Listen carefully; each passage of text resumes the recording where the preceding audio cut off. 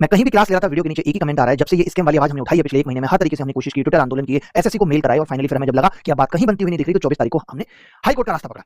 लगातार बच्चे की कमेंट करके पूछते हैं कि सर क्या हुआ, क्योंकि उनको उम्मीद है मुझसे और आपका पूछना बनता भी है। तो इसी को देखते हुए मैं ये वीडियो बना रहा हूं ताकि हर एक चीज आपको पता चल सके। बच्चे जानना चाहते हैं कि एसएससी हियरिंग में क्या हुआ। मैं बताना चाहता हूं कि पीआईएल लगी हुई थी, पब्लिक इंटरेस्ट का मामला था, क्योंकि आप भी जानते हैं बहुत सारे बच्चों के अधिकारों का हनन हुआ था।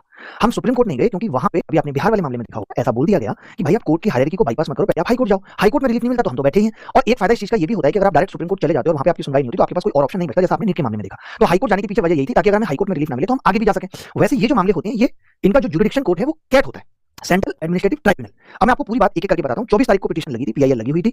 वहां पे क्या हुआ कि उस दिन सुनवाई नहीं हो पाई, तो कल सुनवाई हुई 12 बजे। एसएससी की तरफ से भी 4-5 लोग आए, 4-5 लोगों ने जवाब दिया। मैं आपको एक एक बात बताता हूं। 12 बजे हियरिंग थी, आपने बहुत सारे लोगों ने देखा भी होगा, लाइव आप देख सकते थे। जो मैंने सुना वो मैं आपको बताता हूं। उन लोगों ने ये कहा कि 533 बच्चे हमने ऐसे आइडेंटिफाई किए हैं जो रिजल्ट में गलत तरीके से सेलेक्ट हो गए हैं, जो किसी भी पोस्ट के लिए एलिजिबल नहीं है, जो ओवरेज हो चुके हैं। अभी तक उन्होंने इतने बच्चे आइडेंटिफाई करे हैं। इससे ये साफ पता चलता है कि कमीशन अवेयर है और उसको ये मालूम है कि ये गलत हुआ है। जब कमीशन को ये पता था तो क्या कमीशन उन बच्चों को निकाल करके एक नोटिस जारी करके जो बॉर्डर लाइन पे बच्चे थे उनको इन नहीं कर सकती थी? बट नहीं, क्यों? क्योंकि इनको ये नहीं दिखाना है कि हम भी गलत हो सकते हैं, क्योंकि ये भगवान है। कमीशन इनके बाप का है। अगर कोई गलती हो जाती है तो गलती को मान लेना क्या गलत है? आप मान लेते अगर हमने कोई गलती आपकी पकड़ी थी तो, लेकिन हम उन पे इतना प्रेशर ही नहीं बना पाए थे कि वो ये गलती खुद से मान लें, इसीलिए कोर्ट का रास्ता पकड़ना पड़ा।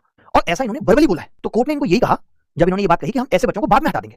एक लॉजिक इन्होंने और बहुत बाहियात दिया, ये कह रहे थे कि हम सर इसीलिए तो ज्यादा बच्चे लेते हैं ताकि जो बच्चे ओवर एज हों, जो गलत तरीके से आ जाते हैं, उनको हम हटा दें। अगर 1,65,000 बच्चों को 17,000 वैकेंसी के एवज में लेने का ये मतलब होता है, कोई इनको समझाए कि आप इसलिए लेते हो ताकि गलत को हटा दें, या ये मतलब होता है कि भैया हमें टियर 2 में भी इनका टैलेंट देखना है? अगर यही मतलब होता है तो टियर 2 लेने की तो जरूरत ही नहीं है। आप टियर 1 में ऐसा करो, बस 20,000 बच्चे ले लो, 3-4,000 एक्स्ट्रा उनको हटा देना और टियर 1 के आधार पर नौकरी दे देना।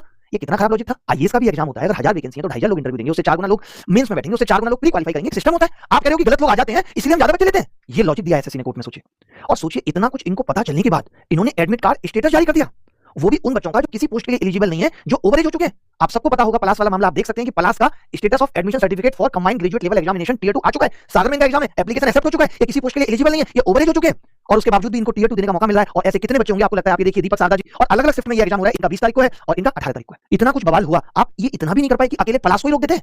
यही मान लेते कि एक ही बच्चा गलती से सेलेक्ट हुआ है। इन्होंने तो कोर्ट में खुद माना है कि अभी तक हमने 533 बच्चों को आइडेंटिफाई किया है। अब आप मेंस ले रहे हो, कल को आप डीबी करा लोगे, क्या पता लगेगा हमें? जो हमें पता लगा उस पे तो आपने एक्शन लिया नहीं। और आप सोचिए, ये जो हमने मामला उठाया, अगर ये इतना ही गलत था तो chief justice of high court ने कल एसएससी को नोटिस क्यों कर दिया?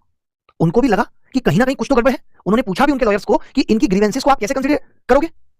एफिडेविट पे लिख के दो, क्योंकि वो वहां पे जो भी बोलते हैं उसको उन्होंने कहा कि आप एफिडेविट पे लिख के दो। अब एसएससी फंस गई है, एफिडेविट पे तो झूठ बोल नहीं सकते। बट मेरा भरोसा एसएससी पे 1% नहीं है।